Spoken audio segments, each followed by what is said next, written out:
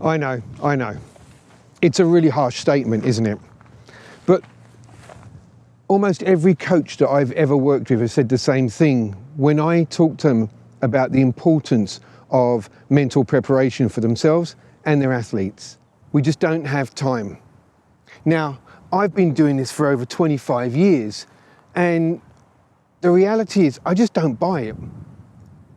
Not because I think they're lying to me, but if I'm honest, I think the coaches are lying to themselves. Come on, coaches, it's not really a time problem, is it? I want to take you on a little journey. I would like, if I may, to take you on a strange journey. No, not that kind of journey.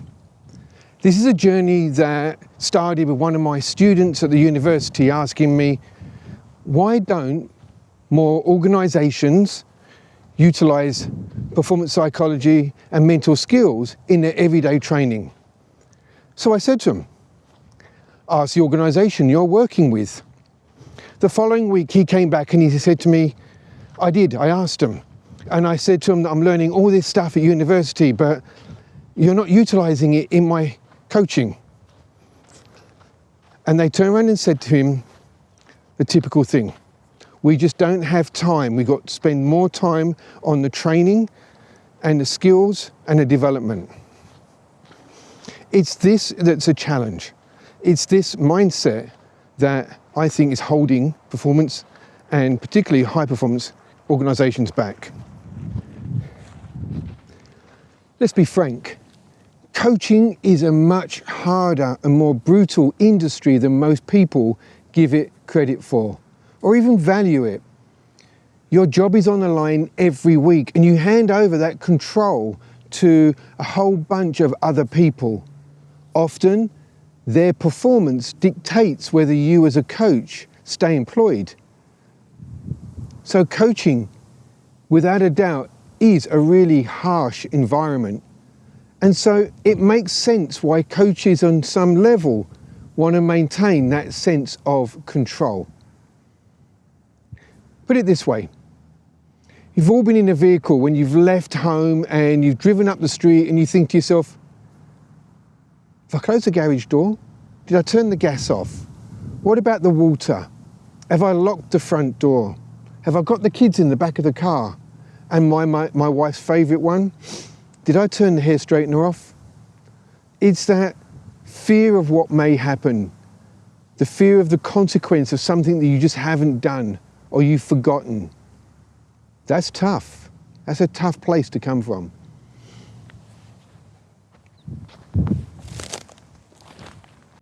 And maybe it's this vulnerability that coaches face that leads them to focus on the visible parts, the physicality, the technique, all the things that get measured each week, the results. When a coach fixates on the result, they're going to fixate on the things that they and everybody else can see. How fast that player is, how accurate that player is, how strong they are. And this tends to be why coaches fixate and focus on the physicality. And then when something doesn't go right, when they don't win that game, they want to get into a time machine and go back. Wait a minute, Doc. Are you telling me that you built a time machine? Out of a DeLorean? The way I see and they want to double down on the things that they believe were missing. So they might do more training, more physicality, more technique, hoping that that's going to course correct the last mistake.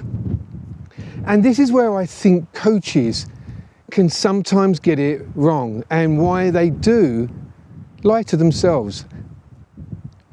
Think of it like an iceberg. Now, I'm in the middle of the Australian outback at the moment, so there's not too many icebergs, but that's kind of similar. The top 20% is visible. And because it's the visible component, we fixate on it. It's what we see, it's what we can measure. It's the things that everybody can't deny. But it's the 80% below that iceberg, the human component to an athlete's performance that will dictate whether they do or don't perform. Very rarely are the athletes on game day not physically or technically capable of doing what they need to do. More often than not, it's the psychological battles that they're going through that will dictate whether they win or whether they lose.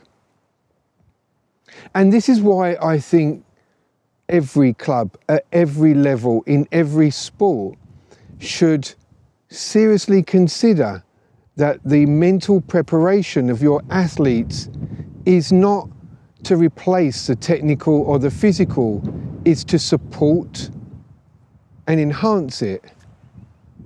That's why I think mental performance training should be part of every coach's education, because I believe that coaches are leaving a huge part of the control that they can have over the outcome off the table.